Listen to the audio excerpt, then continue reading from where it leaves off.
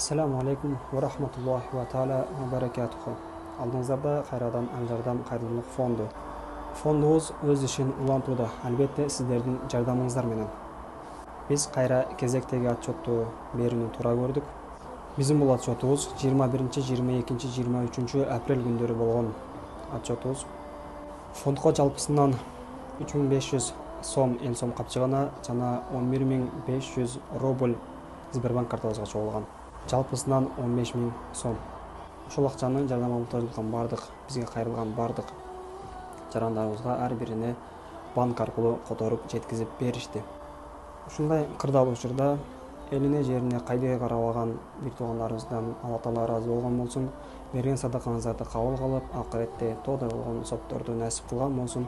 Ассаламу алейкум ва рахматуллахи ва таала ва баракатух.